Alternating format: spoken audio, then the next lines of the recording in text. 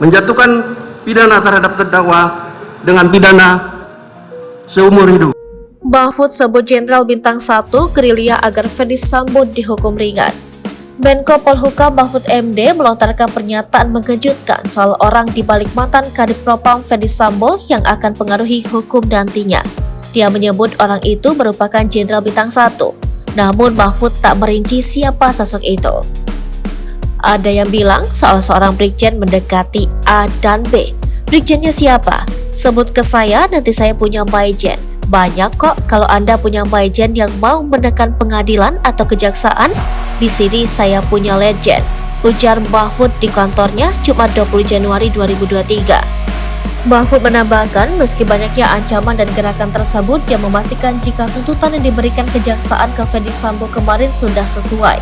Mahfud bahkan menekankan jika kejaksaan independen, saya pastikan kejaksaan independen tidak akan berpengaruh dengan gerakan-gerakan bawah tanah itu, ucap dia. Selain itu, Mahfud juga menjelaskan jika beberapa informasi yang dia terima menyebutkan adanya pesanan agar Ferdy Sambo dihukum berupa angka bukan huruf. Angka yang dimaksud yakni hukuman maksimal 20 tahun, sementara huruf yang dimaksud berupa hukuman seumur hidup atau hukuman mati. Saya sudah mendengar ada gerakan-gerakan yang minta, memesan putusan Sambo itu dengan huruf, ada juga meminta dengan angka, kata Mahfud.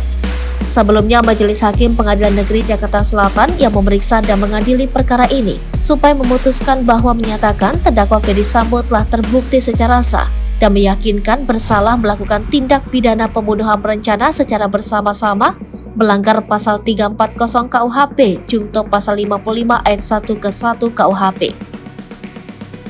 dan menyatakan telah terbukti secara sah dan meyakinkan telah melakukan tindak pidana tanpa hak atau melawan hukum, melakukan tindakan yang berakibat terganggunya sistem elektronik menjadi tidak bekerja sebagaimana mestinya, melanggar pasal 49 junto pasal 33 Undang-Undang Nomor 19 Tahun 2016 tentang informasi transaksi elektronik junto pasal 55 KUHP, menjatuhkan pidana terhadap terdakwa Ferdy Sambo dengan pidana seumur hidup, kata jaksa.